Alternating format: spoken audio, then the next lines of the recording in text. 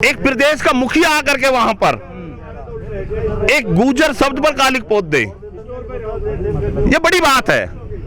जो मामला शांत होना था मुख्यमंत्री के आने पर, उस मामले को तूल दी जाती है। वहां गुर्जर जैसे शब्द पर अगर कालिक पोत दी जाए, क्या उम्मीद की जाएगी इनसे, जिससे एक समाज ने इस देश को आजाद कराने में अपने इतने इतने बड़े योद्धाओं को दे दिया।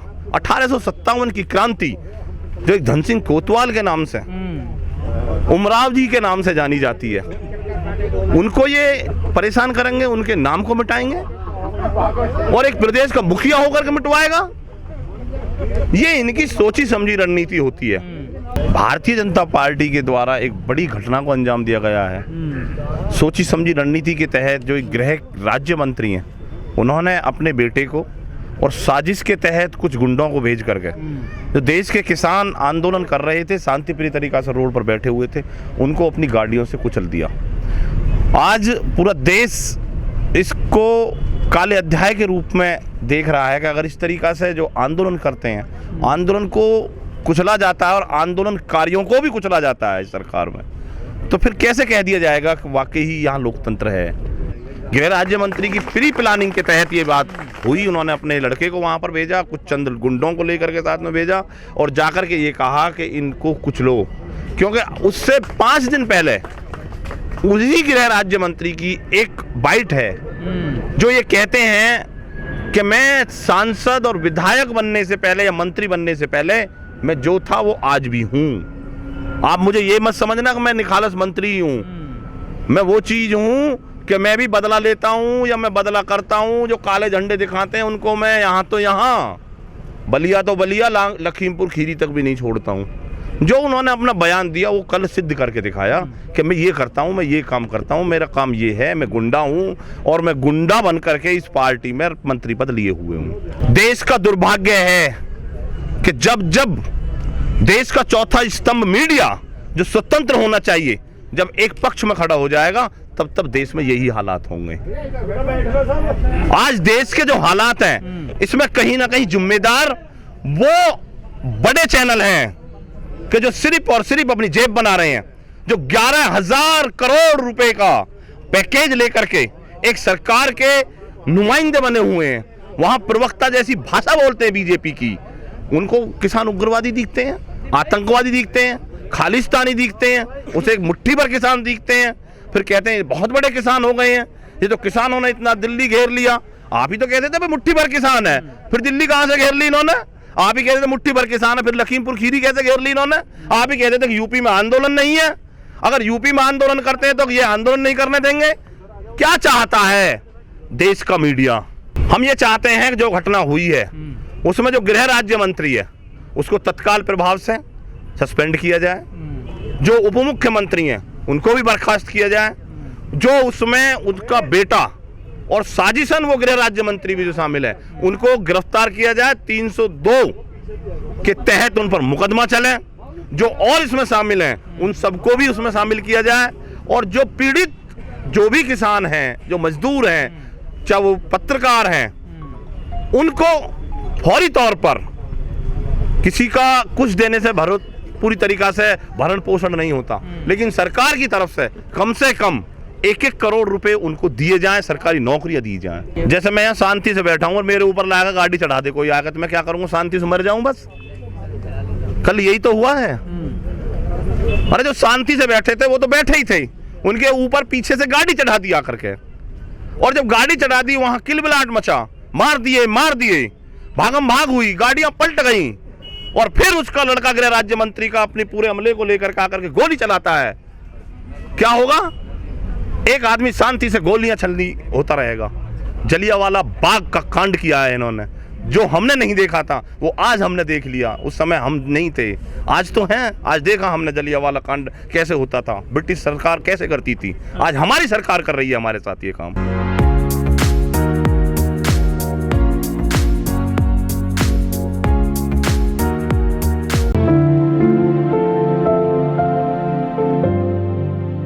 विरोध करना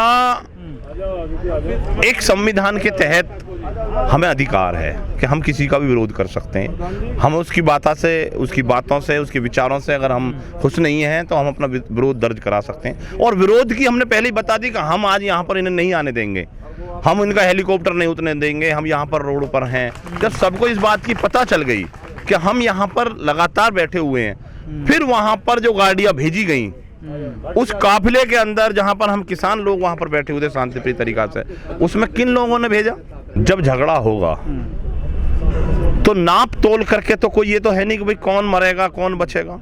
जब गाड़ियां आप चढ़ा रहे हो उस गाड़ी को डिसबैलेंस भी होगी, गाड़ी पलटेगी भी, खाई में भी गिरेगी, और जो किसी को मारने जा रहा है वो भी तो मर सकता है। अब से पहले भी दिल्ली में एक रोहिणी में हुआ, आप ये कहने लगो कि वो जो वकील के उसमें ड्रेस में आए थे वो कैसे मर गए?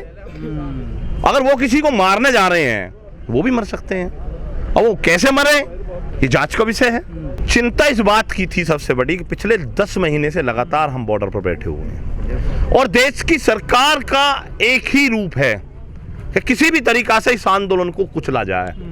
जब वो आंदोलन को कुचलने में कामयाब नहीं हुए तब उन्होंने आंदोलन पर बैठे हुए किसानों को कुचल दिया। ये दुर्भाग्य है इस देश का कि इस देश में जो विपक्ष की पार्टियां हैं, जब विपक्ष कमजोर होगा तब रोड पर संग्राम होगा।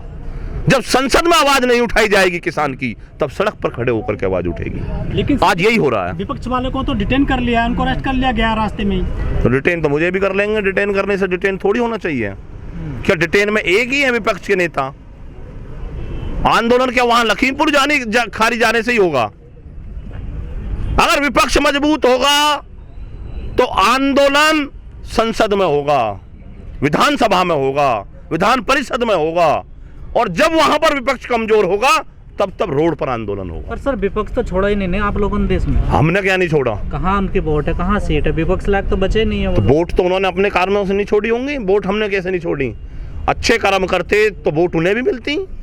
अच्छे कर्म ये नहीं कर रहे, कल ये खत्म हो जाएंगे तो इसमें भी हमारी गलती है। अच्छे कर्म करे जो बढ़िया करे ही नहीं थे, विकल्प के रूप में ले लिया। ये करे इन्होंने कुछ?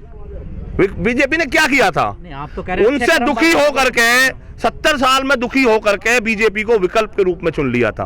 ये किसी को नहीं पता था विकल्प में क्या होगा, लेकिन वो उनकी भी बाप निकल गई। अब कल को ये खत्म होंगे फिर आप क्या होगा? तुमने तो उसे खत्म कर दिया। ये देश का किसान और मजदूर, शोषित और वंचित, पिछड़ा और दलित सरकार को बदलता किसी पार्टी की औकात नहीं, किसी पार्टी को बदल दे। पार्टी को बदलने की जो औकात है इस देश के किसान, मजदूर, वंचितों, पिछड़ों, दलितों में है, वही करते हैं, फिर बदलेंगे। वीडियो सब चीज की हैं, फेसबुक लाइव चल रहा है। उसके बेटे ने अपनी एक धान की मिल है वहां पर लोगों को एकत्र किया है, एकत्र कर करके वहां से वो निकला है और पूरी तरीका से खुले में हथियारों को लोड करते हुए वो जा रहा है और ये कहता हुआ जा रहा है कि किसानों पे गोलियां चलानी है। उसने पीछे से वार किया है, वो गाड़ियां अलग से गई हैं, वो वीडियो भी हैं, वो सब उपलब्ध करा दी जाएंगी। लेकिन आज इंटरनेट सेवा वहां बंद है, अभी तक इसलिए नहीं पहुंची है। वो बता दिया है उनको और वहां के प्रशासन को भी दिखा दी है कि वीडियो है, तभी तो मुकदमा दर्ज हुआ है, लेकिन अभी तक गिरफ्तारी नहीं हुई है।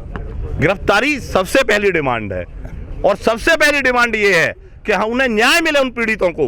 तो न्याय मिलने की उम्मीद जब है जब वो गृह राज्य मंत्री और उप मुख्यमंत्री से पद छीन लिए जाएं, क्योंकि सत्ता की हनक में वो कहीं ना कहीं उसको प्रभावित करेंगे।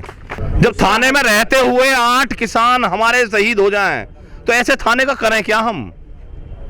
वो थाने नहीं है, वो बीजेपी के गुंडे हैं, सरकारी गुंडे, थाने नहीं है। वो उनके कहने पर काम करते हैं। अगर वो उनके कहने पे काम नहीं करते तो ये जो कल जो भी कुछ हुआ है वो घटना नहीं घटती। कहां था प्रशासन जब किसान आंदोलन पर यहां पर बैठा हुआ है? क्यों आए वो लोग वहां पर? कैसे जाने दिया उन गाड़ियों को वहां तक? जब प्रशासन को ये पता था कि सुबह से हम वहां पर हैं तो वो लोग कैसे पहुंच गए? फिर एक वीडियो है, एक जो उसमें गाड़ी में आए थे लोग, उन्होंने जिन्होंने हमला किया था उसको पुलिस को दिया है, सही सलामत दिया है, वो वीडियो हैगी। उसके बाद उसका मर्डर होता है और वो भी कहीं खेत में पड़ी हुई मिलती है डेड बॉडी। तो क्या प्रशासन उसमें संलिप्त नहीं है? पुलिस प्रशासन भी कहीं ना कहीं उनके दबाव में है। नहीं, कहाँ वहां कहाँ जाकर डाल दिया भाई विघन। मेरा आंदोलन यहाँ पे चल रहा है और बीजेपी का कार्यक्रम कहीं और चल रहा है, उन्हें जरूरत क्या हमारे यहाँ आने की? वाहन रोके ना किसानों ने। नहीं, गलत सूचना। हमारे किसान जहां पर उप मुख्यमंत्री को आना था जिस हेलीकॉप्टर से, उस हेलीपैड को कवर कर लिया था। वहीं पर हेलीपैड को कवर करके उस रास्ते में बैठ गए थे। उन्होंने कहा कि इस रास्ते पर आप रहिए, हम उनको यहाँ के बजाय दूसरी जगह से ले आएंगे। उन्होंने उनको डाइवर्ट कर दिया था। और आप लोग तो ऐसा नहीं कर। गृह राज्य मंत्री ने अपने लड़कों को और गुंडों को भेज करके उनके बीच में जाकर के उन पर हमला किया। सच्चाई ये है, सबको पता है इस बात की। वो 3 या 4 गाड़ी किस लिए गई थी वहां पर, सबको पता है। भारत में बदलाव होगा भाई, यूपी में क्यों होगा? भारत में बदलाव होगा, यूपी में ही नहीं होगा, पूरे भारत में बदलाव होगा। ये सरकार नहीं चाहिए हमें, और हमने चुनी है, इस बात में कोई दो राय नहीं। ये किसी इनके आम के पेड़ पर इनकी आम भी नहीं लगती। ये वोट जो मिलती है इन्हें, ये देश के किसान और मजदूर के घर से मिलती है, अंबानी और अडानी के घर से नहीं मिलती इन्हें। वहां से ले लेंगे अब की बार वोट। ये वोट तो आप लोग ही देते हो ना। और कह तो रहे हैं, और कैसे कहें भाई? चिल्ला चिल्ला कह रहे हैं हम नहीं दी थी। हम कह तो रहे हैं और कैसे कहें? अब नहीं दोगे? क्यों देंगे? क्यों?